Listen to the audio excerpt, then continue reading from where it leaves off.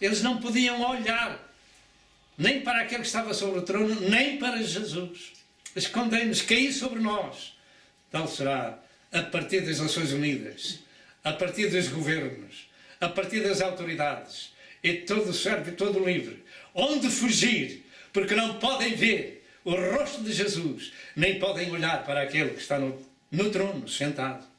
Porque o céu vai se abrir e Deus, na pessoa de Jesus, vem fazer contas com aqueles que lhe voltaram as costas de geração em geração e particularmente a última geração do evento. Sabemos nós porque não poderiam ou não poderão olhar para ele, porque os seus olhos são como chama de fogo. Apocalipse 19, em verso 12, diz assim a palavra de Deus. Apocalipse 19, em verso 12 diz, no verso 11 e 12, e vi o céu aberto, e eis um cavalo branco, e o que estava sentado sobre ele chama-se Fiel e Verdadeiro, e julga e peleja com justiça.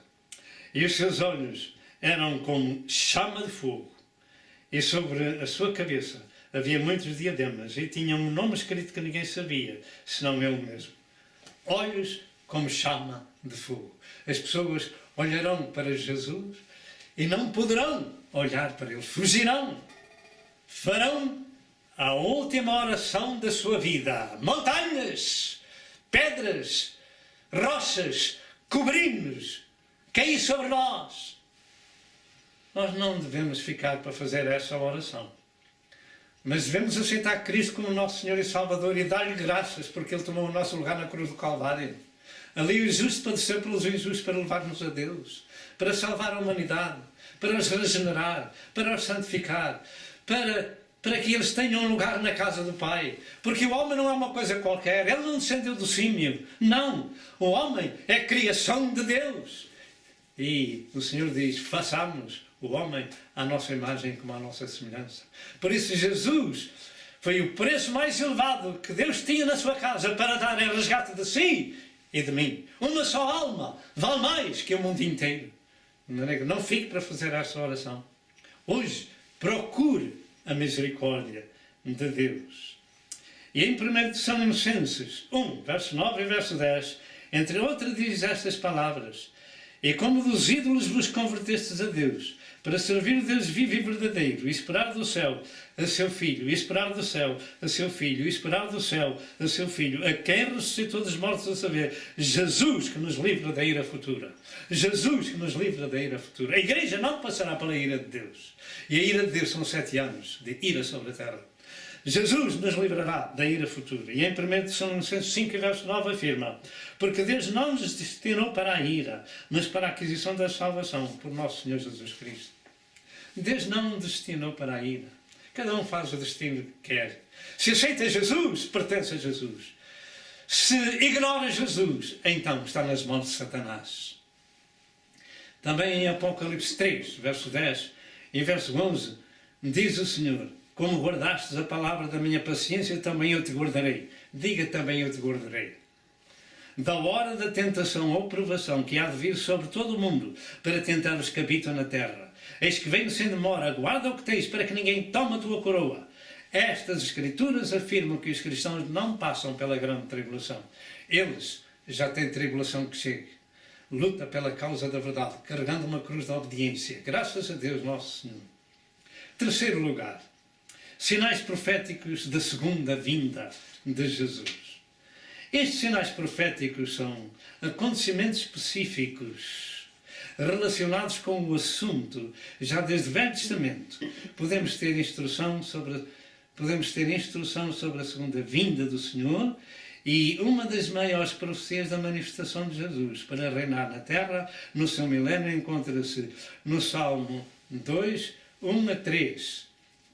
Já do Velho Testamento, diz, no Salmo 2, 1 a 3. Diz: porque se amotinam as gentes e os povos imaginam coisas vás. Os reis da terra se levantam e os príncipes juntos se mancomunam contra o Senhor e contra o seu ungido, dizendo: rompamos as suas ataduras e sacudamos nós as suas cordas. Já desde o Velho Testamento, esta profecia está escrita para a nossa meditação sobre este assunto. porque se amotinam as gentes e os reis da terra se levantam, os príncipes se mancomunam contra o seu ungido, rompamos as suas ataduras. Não querem que Deus tenha senhorio sobre eles, querem ser livres. Realmente, só podemos ser livres quando Cristo nos libertar. E para isso precisamos de conhecer a verdade. Em João 8, verso 32, Jesus Cristo: conhecereis a verdade e a verdade vos libertará. Mas o mundo anda sujeito a Satanás e às leis que os homens impõem à sua maneira, desprezando a Deus e a sua palavra. Eles se mancomunam, rompamos as suas ataduras. Nós não queremos Cristo sobre nós. Nós não queremos Deus sobre nós. Não é isso que se passa no mundo inteiro. Tudo que é de Deus tenta ser rejeitado. E o Senhor vai rejeitá-los também. Segundo esta palavra. Até lá, cada um de nós tem tempo de buscar a face de Deus, a sua misericórdia, o seu perdão e a sua salvação. Louvado seja Deus. Atualmente o estado do mundo é esse cumprimento profético desta palavra de Deus. Tudo que se relaciona com Deus e com o seu Filho está sendo rejeitado. Mas outras religiões estão tomando o seu lugar no mundo e sendo bem-vindas. Porque Jesus Cristo tem uma espada de 2 gumes que é a sua palavra. E quando ela entra no homem faz um trabalho maravilhoso. Expulsa Satanás e o Espírito de Deus entra lá. E já a palavra de Deus diz no Velho Testamento: guardei a tua palavra para não pecar contra ti. Quando as pessoas guardam a palavra de Deus, elas são diferentes. Têm um novo tipo de vida. Eles têm a palavra de Deus, que é Espírito e vida, e os dirige pelo seu Espírito Santo. Deus dirige o seu povo pelo seu Espírito Santo. Têm um testemunho diferente. Não falam blasfêmias, não roubam, não matam, não destroem, não se embebedam, não vão para lugares onde não devem ir, para as prostitutas. Não vão tomar coisas que fazem deles que andam cabeça no ar, as drogas. Não! Isso terminou, porque Jesus Cristo os libertou. Vale a pena ser um cristão de Cristo. Vale a pena ser um cristão de Cristo. Os cristãos no mundo inteiro são os maiores, os melhores vassalos de qualquer rei, de qualquer presidente, de qualquer governo de nação. Os cristãos de Cristo são o melhor da terra, que tem ali, que oram todos os dias por aqueles que presidem sobre nós. Há uma grande diferença.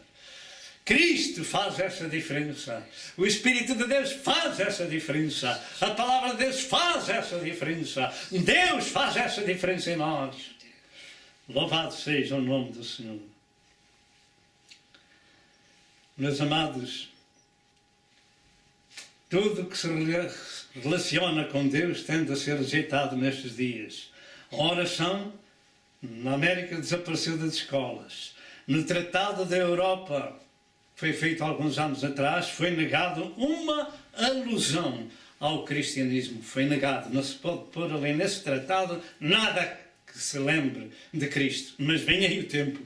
Vem aí o tempo que os reis da terra, os tribunos, os grandes, os poderosos se vão esconder nas cavernas da terra. Porque não podem olhar para aquele para quem desprezaram e lutaram contra ele. O casamento tornou-se obsoleto, o divórcio é epidémico e os filhos são os que sofrem. Os pais não podem corrigir os filhos e eles crescem segundo as ordens dos governos. Os valores morais e espirituais são arruinados e a família quase que não existe. A sodomia tomou conta do mundo inteiro, porque finalmente chegou também a nova era. E esta rejeita a Deus, porque para este sistema satânico, Deus não existe. Para eles, o homem é Deus e o mundo está humanizado. É o espírito de Babilônia.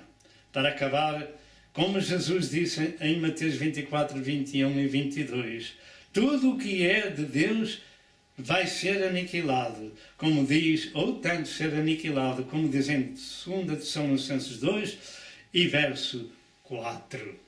Tudo o que é realmente limpo, pensam que é sujo. E aquilo que é sujo, para eles é limpo. Mas o Senhor nos tem comprado e limpo com o seu sangue e somos novas criaturas porque estamos em Cristo. Louvado seja o nome do Senhor. Os cristãos são diferentes. Cristo faz essa diferença. A luta contra os judeus em todo o mundo, em todo o lado, e contra os cristãos de Cristo é muito evidente em várias partes do mundo. As nações, os governos, não consentem interferências da Bíblia. Deus e Jesus não têm ali qualquer lugar. E isso significa cumprimento profético da palavra de Deus para a segunda vinda de Jesus. Rejeição de Deus. Os valores morais estão arruinados. A palavra de Deus é desprezada. O temor de Deus não existe. Senão 1/4 das pessoas que é a Igreja de Cristo. E os problemas vêm sobre o mundo. E os povos e os governos vêm-se abraços, não sabem quando fazer. É tanto dinheiro para um lado, é tanto dinheiro para o outro, para valer nesta situação, naquela, de grandes cheias, de grandes terremotos, de graves problemas.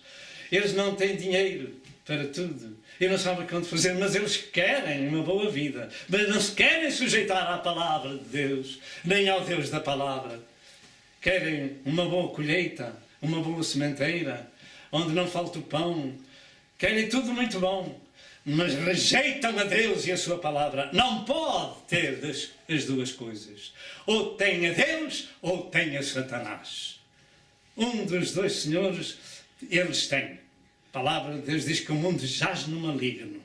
E já os filhos de Israel, aqueles que eram teólogos, o Senhor Jesus lhes chamou que eles tinham, que eram hipócritas e tinham por pai ao diabo. De maneira que nós não podemos servir a dois senhores. Não, ou temos a Deus ou temos a Satanás. E uma vez que o mundo jaz no maligno, graças a Deus por aqueles que são de Jesus, que são o sol da terra e as luzes do mundo.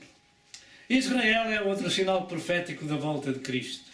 A sua restauração a partir de 14 de maio de 1948, com a sua independência reconhecida pelas Nações Unidas, é o cumprimento da profecia de Ezequiel 36 e 37, na visão dos ossos secos, que reviveram, bem como tantas outras passagens. No sermão sobre a sua vinda, Jesus lembrou os cristãos que deveriam olhar para a figueira. Olhai para a figueira. Olhai para a figueira. Esta é a árvore simbólica da nação israelita restaurada. Mateus 24, 29 a 34. E disse que não passaria aquela geração sem acontecer todas estas coisas. Portanto, acorde que nós estamos nessa geração. A geração em que a figueira começou a rebentar. O ódio a Israel não acabou com Hitler. Ele continua, e particularmente no Médio Oriente. Também isto é sinal profético do Velho Testamento. O Salmo 83, verso 1 ao verso 8, vai até ao ponto da profecia mencionar as nações pelos seus próprios nomes que querem destruir Israel, e isto para o tempo presente. O Salmo vai cumprir-se no tempo da grande tribulação. Eu vou ler Salmo 83, 1 ao 8, que diz assim: Ó Deus, não estejas em silêncio, não cerres os ouvidos, nem fiques impassível, ó Deus, porque eis que teus inimigos se alvoroçam, e os que te aborrecem levantaram a cabeça, astutamente formaram conselho contra o teu povo, e conspiram contra os teus protegidos. Disseram: vinde e desarraiguemo-los, para que não sejam nação, nem haja mais memória do seu nome. Você lembra-se daquele presidente do Irão que diz que Israel deve desaparecer do mapa? Você sabe que o Salmo 83 está para se cumprir na sua totalidade um destes dias? Porque há homens que concluíram contra ti as tendas de Adão e dos Ismaelitas, de Moabe e Agarenos, de Jabal, de Amon, de Amaleque e a Filistia, com os moradores de Tiro. Também a Síria se ligou a eles. Foram eles os filhos do braço de Ló. de maneira que estas nações estão hoje mais preparadas do que nunca